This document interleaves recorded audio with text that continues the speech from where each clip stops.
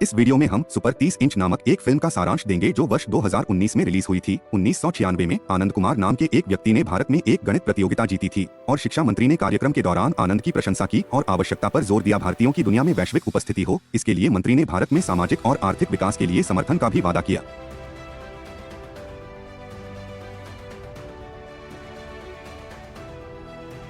प्रतियोगिता के बाद आनंद ने अपनी प्रेमिका सुप्रिया के साथ अपनी भविष्य की योजनाएं साझा की और आनंद ने सुप्रिया को बताया कि वह गणित में पीएचडी हासिल करने के लिए ऑक्सफोर्ड या कैम्ब्रिज में अध्ययन करने की इच्छा रखते हैं। आनंद का गणित के प्रति गहरा प्रेम यहाँ तक कि सुप्रिया को बाइनरी में एक प्रेम पत्र लिखने तक बढ़ गया। विदेशी पत्रिकाओं से गणित की समस्याओं से निपटने के लिए आनंद हमेशा विभिन्न क्षेत्रों में कैंपस पुस्तकालयों का दौरा करते हैं और एक दिन उन्हें लाइब्रेरियन ने पकड़ लिया और भगा दिया। तब पुस्तकालय में एक कार्यालय के लड़के ने आनंद को बताया कि आनंद पुस्तकालय में सभी पत्रिकाओं तक मुफ्त पहुंच प्राप्त कर सकते हैं, एक वर्ष के लिए, यदि आनंद ने किसी विदेशी पत्रिका के लिए एक लेख लिखा। आनंद ने इस सलाह को गंभीरता से लिया और पहले से अनसुलझी गणित की समस्याओं को हल करने के लिए खुद को समर्पित कर दिया और एक दोपहर आनंद ने गणित की एक समस्या को सफलतापूर्वक हल कर दिया।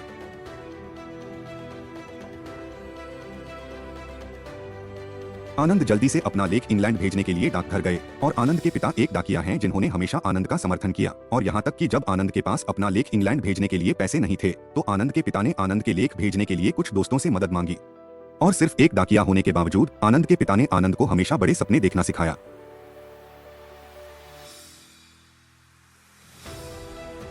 कुछ दिनों बाद आनंद के पिता एक पत्र लेकर घर पहुंचे और खुशी से घोषणा की कि आनंद के लेख ने इंग्लैंड में एक प्रोफेसर को प्रभावित किया और परिणामस्वरूप आनंद को बिना किसी परीक्षण के कैम्ब्रिज विश्वविद्यालय में एक स्थान की पेशकश की गई। आनंद का प्रारंभिक लक्ष्य सिर्फ किताबों तक पहुंच प्राप्त करना था, पुस्तकालय, लेकिन इसके बजाय उसे इंग्लैंड में अध्ययन का प्रस्ताव मिला। अपना लेख प्रकाशित होने के बाद आनंद ने गर्व से उस लाइब्रेरियन को दिखाया जिसने उसे बाहर निकाल दिया था, जिससे एक नकारात्मक अनुभव एक सकारात्मक उपलब्धि में बदल गया और आनंद ने सहायक सलाह के लिए कार्यालय के लड़के को भी धन्यवाद दिया, जिसके कारण आनंद को एक बड़ी उपलब्धि हासिल हुई। इंग्लैंड जाने से पहले आनंद के परिवार को वित्तीय संघर्ष का सामना करना पड़ा और आनंद के पास इंग्लैंड की यात्रा करने के लिए पर्याप्त पैसे नहीं थे। इसलिए उन्होंने शिक्षा मंत्री से मदद मांगने का फैसला किया क्योंकि मंत्री ने गणित प्रतियोगिता के दौरान मदद करने का वादा किया था, लेकिन दुर्भाग्य से मंत्री ने मदद करने से इनकार कर दिया और ऐसा वादा करने से इनकार कर दिया।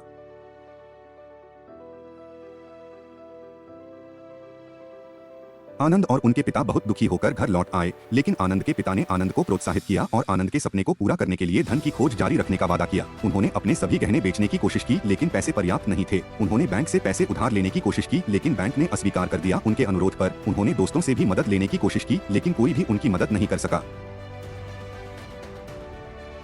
इन सभी निराशाओं के बीच आनंद के पिता अचानक बीमार पड़ गए और भारी बारिश में आनंद और उनके भाई ने अपने पिता को साइकिल पर अस्पताल ले जाने की कोशिश की, लेकिन दुर्भाग्य से साइकिल की चेन टूट गई और आनंद के पिता की अंततः मृत्यु हो गई। फिर आनंद भविष्य के बारे में निराशा महसूस की और यहाँ तक कि सुप्रिया के साथ अपना रिश्ता भी तोड़ दिया क्योंकि आनंद का मानना था कि वह अपने परिवार का समर्थन नहीं कर सकता।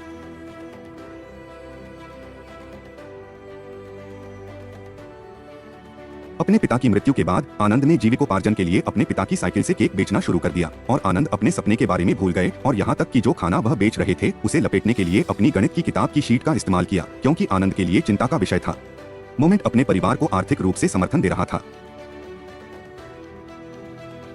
एक दोपहर एक कार ने आनंद को सड़क से लगभग टक्कर मार दी और पता चला कि कार का मालिक लल्लन सिंह है, जो एक अमीर आदमी था जो आनंद की बुद्धिमत्ता के बारे में जानता था। और लल्लन ने आनंद को गणित प्रतियोगिता से पहचान लिया और आनंद को कार में आमंत्रित किया और वे चले गए लल्लन के आलीशान घर में जहां लल्लन ने आनंद को नौकरी की पेशकश की।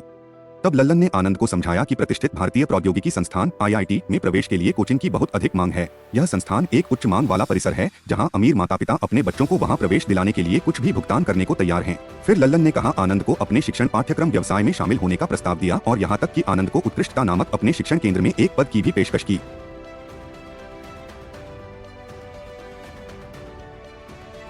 आनंद केंद्र में शिक्षक बन गए और आनंद के कारण उन्हें बहुत सारे छात्र नामांकन मिले और यहाँ तक कि उनकी फीस भी बढ़ गई। फिर आनंद की वित्तीय स्थिति में सुधार हुआ और वह एक मोटरसाइकिल खरीदने में सक्षम हुए और आनंद ने भी सुप्रिया के साथ फिर से रिश्ता शुरू किया और काम पर रखा अपनी माँ की सहायता के लिए एक गृहिणी। हालांकि इस नई सफलता के साथ आनंद ने अपनी विनम्र शुरुआत को भूलना शुरू कर दिया, खासकर जब वह लर्निंग सेंटर में एक स्टार बन गए।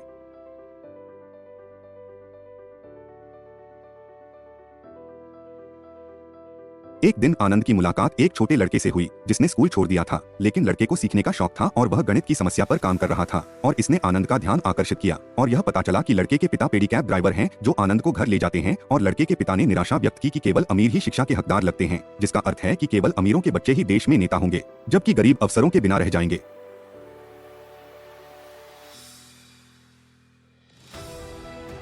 पेडीकैब ड्राइवर के शब्दों ने आनंद को छू लिया और आनंद को अपने पिता की सीख याद दिला दी कि सफलता केवल अमीरों के लिए नहीं है और आनंद को उन संघर्षों की भी याद आई जो उन्होंने और उनके पिता ने अपने पिता की मृत्यु से पहले झेले थे।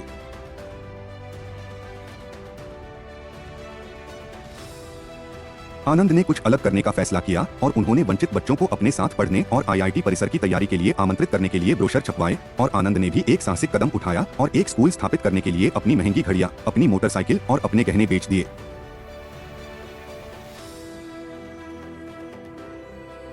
गरीब बच्चों को पढ़ाने के लिए आनंद की प्रतिबद्धता के कारण उनके निजी जीवन में एक दुखद मोड़ आया क्योंकि सुप्रिया ने आनंद के साथ संबंध तोड़ने का फैसला किया क्योंकि गरीब बच्चों को पढ़ाने को प्राथमिकता देने के आनंद के फैसले से सुप्रिया निराश थी और उसका मानना था कि आनंद उसके जीवन को नष्ट कर रहा है, लेकिन आनंद दृढ़ रहा उसके निर्णय में।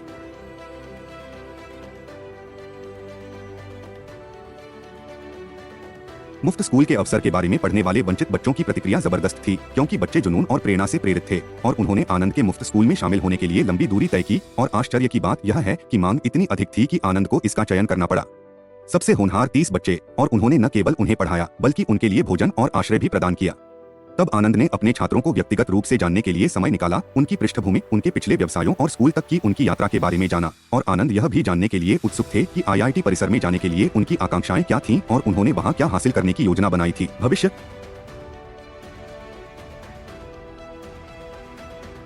जैसे ही आनंद के मुफ्त पाठ्यक्रम के बारे में खबर फैली, लल्लन को इसके बारे में पता चला और छात्रों ने आनंद के शिक्षण के लिए अपनी प्राथमिकता पर जोर देते हुए रिफंड की मांग की। इसलिए लल्लन आनंद के स्कूल में गए और आनंद को दोगुना करने की पेशकश करके आनंद को एक्सेलेंस स्कूल में वापस आने के लिए मनाने की कोशिश की। वेतन और आनंद के वंचित बच्चों के लिए एक और शिक्षक की तलाश, लेकिन आनंद 30 बच्चों के प्रति अपनी प्रतिबद्धता पर दृढ़ रहे और लल्लन के लुभावने प्रस्तावों को अस्वीकार कर दिया। लल्लन क्रोधित हो गए और आनंद के प्रयासों को नष्ट करने की कसम खाई और यहाँ तक कि आनंद के छात्रों को हतोत्साहित करने की हद तक चले गए। फिर आनंद ने रात में लल्लन के शब्दों के बारे में सोचा और आनंद ने भी लल्लन के कार्यों के कारण अपने छात्रों के बीच भय और आशा की हानि को देखा। इसलिए आनंद उन्हें इस बात पर जोर देकर प्रोत्साहित किया कि उन्होंने भूख, कठिनाइयों और मृत्यु के निकट के अनुभवों का सामना किया है। तब आनंद ने अपने छात्रों से यह साबित करने का आग्रह किया कि उन्हें भी सफलता का अधिकार है और वे अपने सपनों को हासिल कर सकते हैं और आनंद के प्रेरक शब्दों ने बच्चों के उत्साह को फिर से जगा दिया।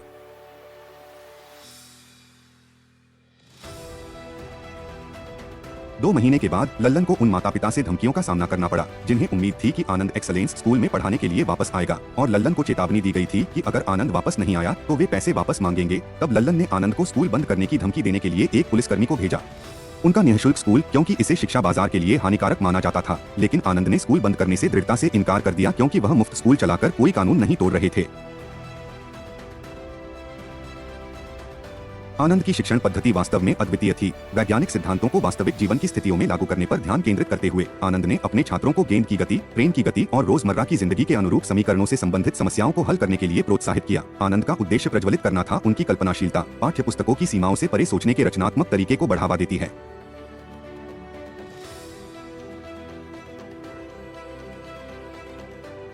एक दिन लल्लन ने पुलिस को आनंद के स्कूल में बिजली काटने के लिए कहा, लेकिन आनंद ने अपने छात्रों को समस्या का समाधान खोजने के लिए प्रोत्साहित किया और वे अपनी खुद की बिजली बनाने में सक्षम हो गए। छात्रों ने केवल एक किताब का उपयोग करके सामूहिक रूप से सीखने के तरीके खोजे सीमित संसाधनों के कारण, और आश्चर्य की बात यह है कि पुस्तकों के लिए अतिरिक्त धन की मांग करने के बजाय उन्होंने एक ही पुस्तक को एक साथ साझा करने और देखने के लिए अपना स्वयं का प्रोजेक्टर तैयार किया।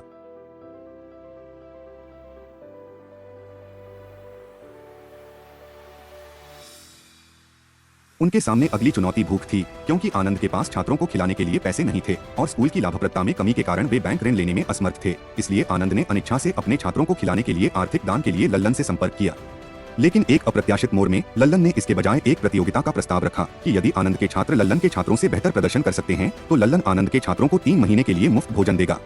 लेकिन यदि आनंद के छात्र प्रतियोगिता हार जाते हैं तो आनंद को अपना निःशुल्क स्कूल बंद करना होगा और एक्सेलेंस लर्निंग सेंटर में पढ़ाना शुरू करना होगा। इसलिए सीमित विकल्पों के कारण आनंद सहमत हो गए और उन्होंने एक गवाह के सामने समझौते को औपचारिक रूप दिया।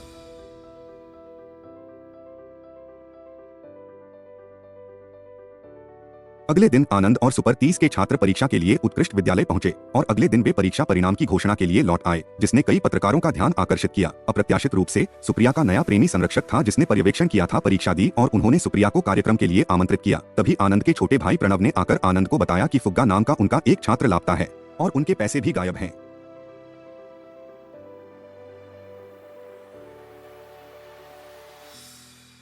बाद में संरक्षक ने घोषणा की कि आनंद स्कूल ने कुल प्रश्नों में से 49% अंक प्राप्त किए, जबकि उत्कृष्ट का विद्यालय ने 50% अंक प्राप्त किए, जिसका अर्थ है कि लल्लन ने प्रतियोगिता जीती। फिर लल्लन ने आनंद को अपने स्कूल को बंद करने की घोषणा करने के लिए मंच पर बुलाया और आनंद ने दुखी होकर मंच पर गए तो आनंद के छात्र भी काफी दुखी हुए। लेकिन जैसे ही आनंद बोलने ही वाले थे, एक पत्रकार पीछे से खड़ा हो गया और कहा कि अगर आनंद ने लल्लन के साथ एक आधिकारिक समझौते पर हस्ताक्षर नहीं किया है तो आनंद को अपना स्कूल बंद नहीं करना पड़ेगा। और लल्लन ने आत्मविश्वास से समझौते के कागज के लिए गुरु से पूछा।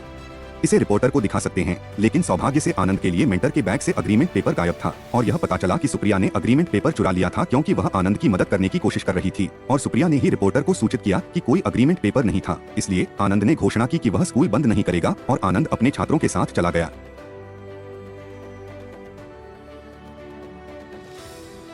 एक्सलेंस स्कूल से लौटने पर आनंद को पता चला कि उनके छात्रों के परीक्षा में उत्तीर्ण न होने का कारण ज्ञान की कमी नहीं थी, बल्कि परीक्षा के दौरान वे घबराए हुए थे और छात्रों ने आनंद को बताया कि उन्हें महंगे कपड़ों में बच्चों के साथ बैठने में हीन भावना महसूस होती है। साफ सुथरे कपड़े पहनने वाले जो अधिक विशेषाधिकार प्राप्त पृष्ठभूमि से थे और इसलिए भी क्योंकि वे अन्य बच्चों की तरह अंग्रेजी नहीं बोल सकते थे। तब छात्रों में से एक ने आनंद को बताया कि शायद इसीलिए फुग्गा भाग गया और परीक्षा देने नहीं आया। इसलिए इस मुद्दे को हल करने के लिए आनंद ने अगले दिन के लिए नियमित शिक्षण गतिविधियों को रद्द करने का फैसला किया। इसके बजाय आनंद ने छात्रों को 20 का प्रदर्शन करने का निर्देश दिया, अंग्रेजी भाषा में 1 मिनट का थिएटर शो। और आनंद ने यह स्पष्ट कर दिया कि जो कोई भी भारतीय भाषा बोलता है उसे वहां से चले जाने के लिए कहा जाएगा। लेकिन आनंद के फैसले ने प्रणव को इतना परेशान कर दिया कि प्रणव को आनंद से सवाल करना पड़ा कि वह छात्रों के साथ ऐसा क्यों कर रहे हैं। हालांकि आनंद ने जोर देकर कहा कि यह छात्रों के लिए सीखने के लिए एक महत्वपूर्ण सबक था। अगले दिन थिएटर प्रदर्शन के दौरान छात्रों ने शुरू में बहुत अच्छा प्रदर्शन नहीं किया, क्योंकि वे अच्छी अंग्रेजी भाषा नहीं बोल सकते थे और वे हकला रहे थे। इसलिए दर्शकों ने उनका मजाक उड़ाया, लेकिन छात्र एक व्यंग्यपूर्ण गीत के साथ चीजों को बदलने में कामयाब रहे। न केवल अमीर बच्चों को समझाया बल्कि उनके साथ डांस भी करवाया और दिन के अंत तक आनंद ने सफलतापूर्वक यह संदेश दे दिया कि अलग अलग पृष्ठभूमि के बावजूद हर कोई समान अधिकारों का हकदार है। समाचार पत्रों ने इस घटना को कवर किया और इस खबर ने शिक्षा मंत्री को परेशान कर दिया, जिन्होंने पहले से ही लल्लन के शिक्षण पाठ्यक्रम व्यवसाय में निवेश किया था। इसलिए मंत्री ने लल्लन से कहा कि वह समस्या का ध्यान रखें और सुनिश्चित करें कि आनंद का कोई भी छात्र IIT प्रवेश परीक्षा न दे। शाम को एक संवाददाता एक हत्यारे को लेकर आनंद के पास पहुंचा और हत्यारे ने आनंद से कहा कि आनंद को मारने के इच्छुक किसी भी व्यक्ति के लिए आर्थिक इनाम है। लेकिन आनंद के पिता ने हत्यारे के प्रति जो दयालुता दिखाई थी, उसके कारण हत्यारा आनंद को मारना नहीं चाहता था।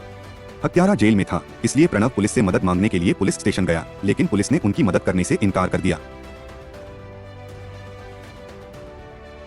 पुलिस स्टेशन से निकलने के बाद प्रणव ने अपने भाई की सुरक्षा के लिए एक हथियार खोजने पर विचार किया। इस बीच जब आनंद अपने छात्र के लिए खाना लाने जा रहा था, आनंद पर अज्ञात हमलावरों ने हमला किया और आनंद के पेट में गोली लग गई। लेकिन सौभाग्य से बंदूक जाम हो गई, क्योंकि एक हमलावर ने आनंद के सिर में गोली मारने की कोशिश की। इसलिए हमलावरों ने आनंद को रेल की पटरी पर गिराने की कोशिश की, लेकिन सौभाग्य से प्रणव उस बंदूक के साथ समय पर पहुंच गया जो उसने एक कार्निवल में हासिल की थी।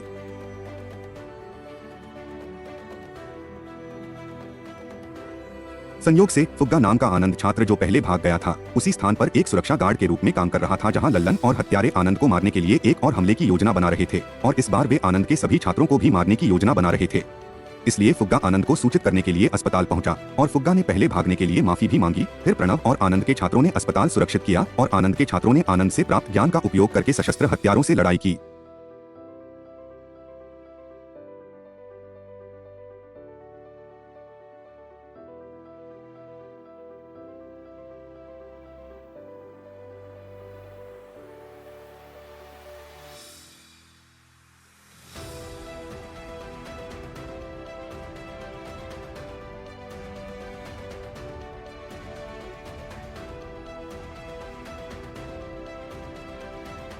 हमले के बाद अगली सुबह छात्र IIT परिसर के प्रवेश द्वार पर सो गए और उन्होंने कल रात हत्यारों से लड़ने की थकान के बावजूद परीक्षा दी। और घोषणा के दिन परीक्षा परिणाम की प्रतीक्षा करते हुए आनंद ने अपने छात्रों से कहा कि वे याद रखें कि कैसे उनके गरीब माता पिता ने उनका समर्थन करने के लिए संघर्ष किया और कैसे वे सभी शिक्षा के साथ अपने परिवारों के आर्थिक भाग्य को बदलने के लिए स्कूल आने में सक्षम होने के लिए संघर्ष कर रहे थे।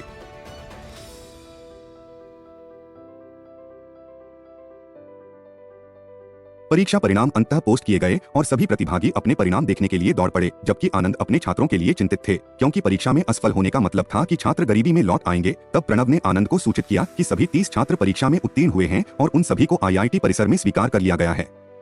और जैसा कि यह पता चला है, आनंद कुमार ने न केवल एक समय में 30 प्रतिभाशाली बच्चे पैदा किए हैं, बल्कि आनंद ने एक साथ हजारों लोगों को भी बदल दिया है, क्योंकि जब एक बच्चा सीखता है तो पूरे परिवार को मौका मिलता है और हर पीढ़ी को मिल सकता है और भी बेहतर अवसर।